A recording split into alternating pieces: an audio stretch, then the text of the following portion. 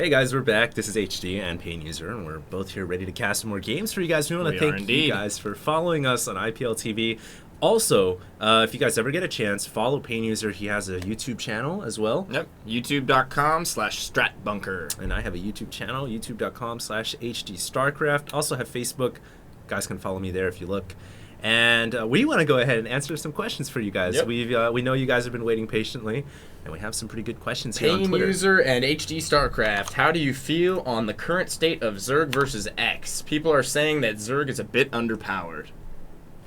Zerg versus who? X? Zerg versus X, like any race. I don't think Zerg is underpowered. Well, you know, Zerg's been winning a lot lately. We saw ZVZ GSL Grand Finals. Yeah. We've seen a lot of Zerg players doing really well in tournaments lately, but the overall statistics still favoring Terran right now. I'm not going to lie. I'm a Terran player. Still put that out there. It's just a fact. Followed by Zerg and then Protoss, actually, with the lowest win rates right now. And there's been a big debate about this going on Team Liquid and also the state of Protoss. But anyway, to answer your question, I don't feel like Zerg is necessarily super underpowered in the late game right now. It's just with the recent influx of Terran players using Ghosts, Zerg players are finding it really difficult to deal with that. They're getting all their Infestors EMP'd, they're getting Broodlords sniped, they're getting Ultras sniped. And against Protoss, man, I don't even want to touch that one. But ZVP? Yeah, from what I've seen, it's just a joke. I mean, Zerg just gets absolutely annihilated by the Protoss Death Ball. It's disgusting. Unless you have, like, Infestor, Ultra, Broodlord, Roach. What it is, I think, is not enough Zerg players are using the Destiny style ZVP. I agree. And the Destiny style ZVP, which is Sling Infestor, really straight to high good. tier. Straight to Ultra is actually really good against Protoss, and I think that's the strategy that people need to start using more. Because if you go Roaches and Hydra Corruptor, as good as it is, the Death Ball completely vaporizes your units, and it's good in the mid game, but it's just not going to survive you in the late game. So you really have to be careful with what kind of composition you choose when you play against Protoss. I know there's a question in chat I have to answer here, or I have to ask you at least, Pain User.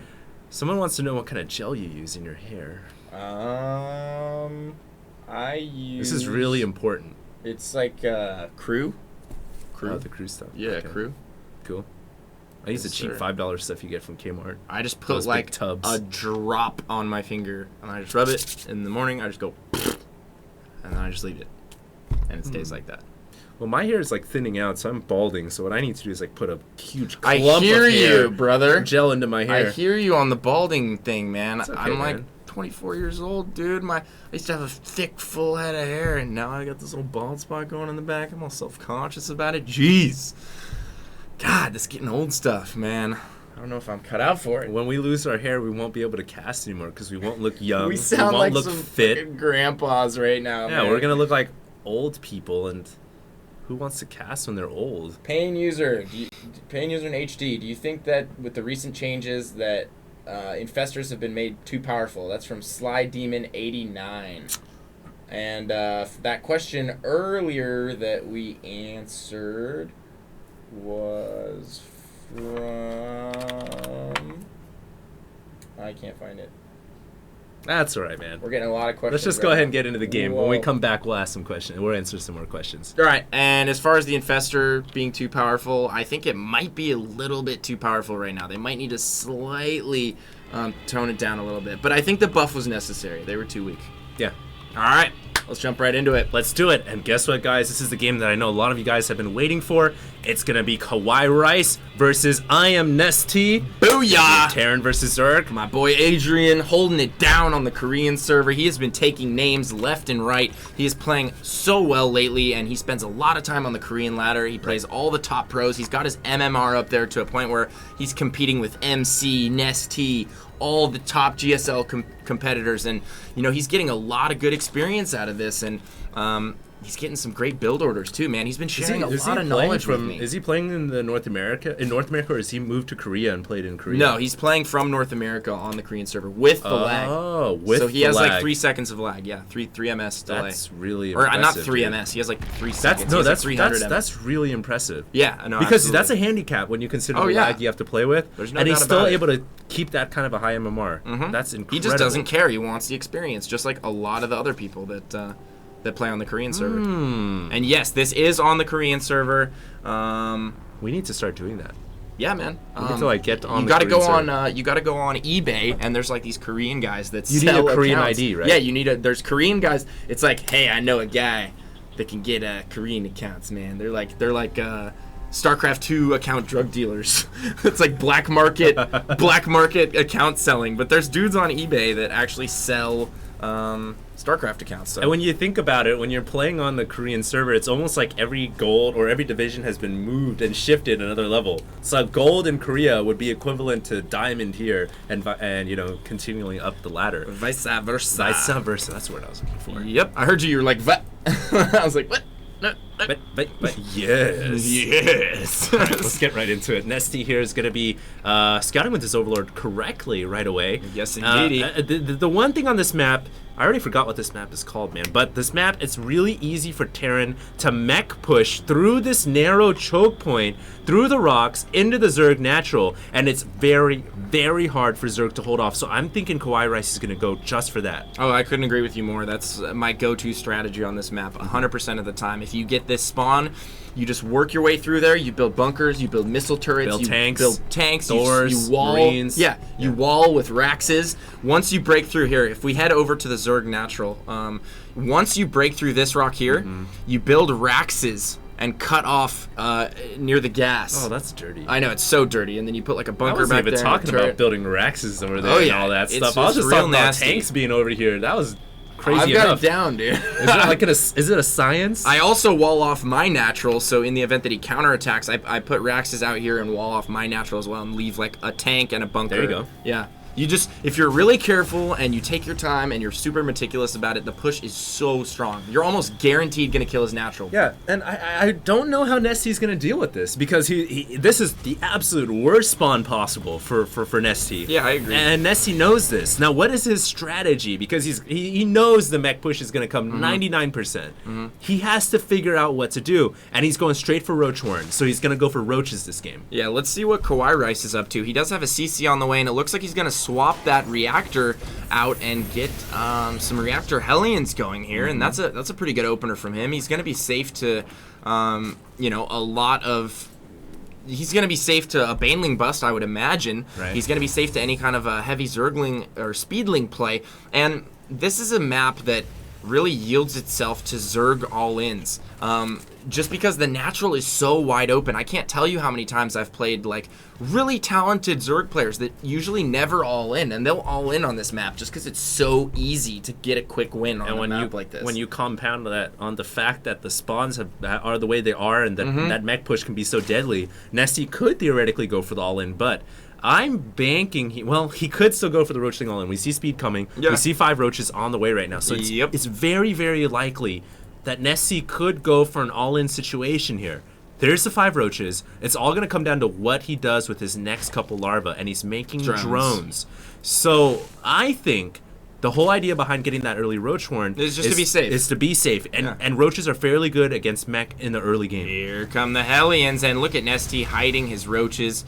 So intelligent. Just going to keep his Roaches out there to deal with these Hellions, and a layer on the way right now for Nesty, so getting a relatively quick layer from him, and I think it's most likely for burrow or for it movement could be speed. it could be for Baneling speed, it could be for mutas. I think it's either going to be for Baneling speed or for mutas. I don't really see him going for like a quick burrow play. Well, it works so really well for out. Suppy, right? Well, yeah, but that he was going against mech.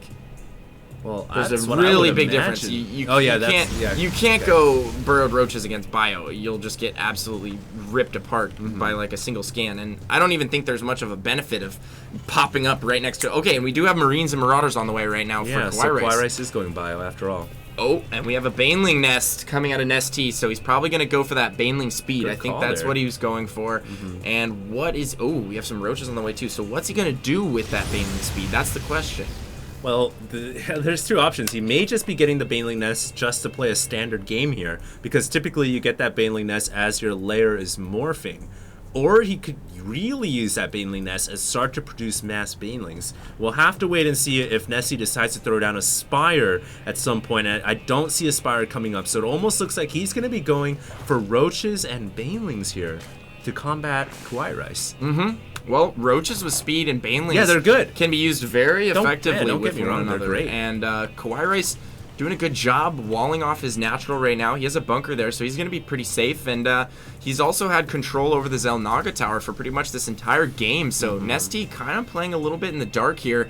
And now Nesty's going to send those 2 roaches to the Xel'Naga. He should have done this a while ago. There's no reason he shouldn't have, but he wanted to make sure that he was safe to the roaches. Going to pick off one of those Hellions. Not the biggest deal in the world, but, you know, Kawaii Rice just... I thought Kawaii Rice would have pulled away sooner. Ooh, Kawaii Rice down by 30 supply right now, And that's though. just the Korean Nessie showing his superior dominance. Yeah, his macro. Dude, I think Nessie is well considered probably the best StarCraft 2 player in the world right now. Yeah, I mean, he's a phenomenal player. There's no two Dude, ways about it. He's ahead so by good. a good 30 supply over Kawaii Rice. That's unheard of, Yeah, man. Kawaii Rice has really good macro. It's crazy. But, well, then again, at this point in the game in TVZ, you will see the Zerg take a pretty sizable lead in supply. But Kawaii Rice bringing it back a little bit now. He's up to 87. Well, now Nesty's up to 120. And Nesty looks to be headed to the natural here. Kawaii Rice catching wind of this is going to prepare. He's got a bunker going up. He has tanks in position. And Nesty has produced so many roaches and 22 speedlings on the way as well.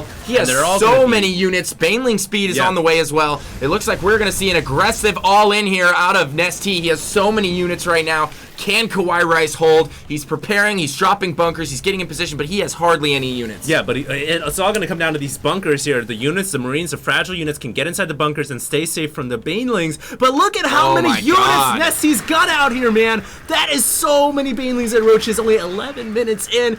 And I don't know if Kawaii Rice can weather this storm. Here we go. Banelings coming in. Gonna run into the bunkers here. First 2 bunkers go down. Last 2 more tanks go down. Last bunker remaining, but he kept all of his Marines alive, and he still has a tank alive. He's going to be able to hold this all in. And ST's going to GG immediately. The all-in fails. It was close, but Kawaii Rice with a great hold right there, dropping 4 bunkers. Well done. Well played. Dude. Good stuff. Any other Terran, man. Yeah, any other Terran that just got wrecked there. I'm sorry. If it was you, I would have been wrecked there. Yeah. Absolutely. What? That was insane. I love the decision making to add the additional 4 bunkers. It's not every day that you'll see somebody over invest in defense like that, and it's so smart. Well, he saw that the rocks were going down, I believe. So he was throwing up those bunkers for safety on the south end. But he was so smart to throw up all these buildings, the supply depots, everything on the map to wall it off as much as possible. And once again, I reiterate, that was an incredible play by both Nesty and Kawaii Rice. Yeah, most definitely. Great hold by Kawaii. I'm going to go check my Twitter. Be sure and send us any questions you guys might have. We're going to try and field as many as we can. Sorry if we don't get to you, but, you know, we're on limited time, and we will try and answer a bunch of them. I'm just going to pick the best ones. So you can tweet me at twitter.com/PainUser. You can tweet HD at twitter.com/HDStarcraft, and we're monitoring those, and we will answer answer those questions together. So let's see here. What do we have? Yeah, you guys should send in some questions over to my Twitter as well if you guys get a chance, and I'll go ahead and respond to those as well. But should we take a quick commercial break right here? It's getting really hot. I'm like sweating like crazy right now, man. We'll hop into a commercial break. Yes. Oh, I like this one. And a lot of the people are actually asking both of us questions on my Twitter. This one directed at the two of us, at HD Starcraft and Pain User. What do you think of a Terran playing quote-unquote greedy like a Zerg by taking lots of early expansions as planetary fortresses? As planetary fortresses? Yeah, like, you know, you take your natural, the game starts going, and then, like, boom, you start expanding. I actually think it's a really good style.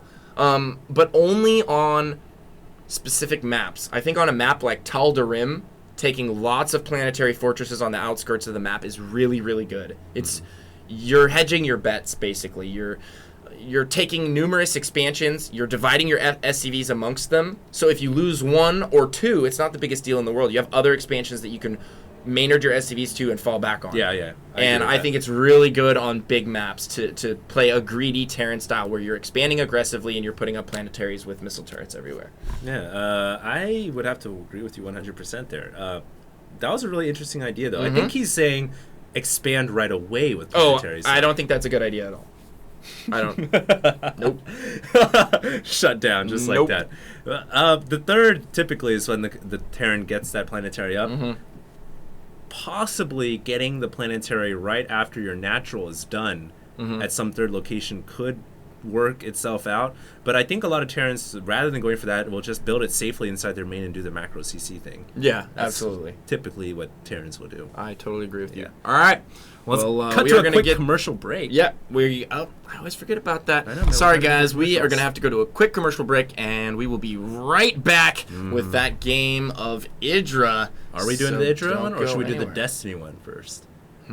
That's a tough one. I don't know. If you guys... All right, you whichever guys game you post want, it in chat. Tweet us. Whichever game you want, tweet it up. Either Destiny or Idra, and when we get back, we will air those games. All right, we'll be right back, guys.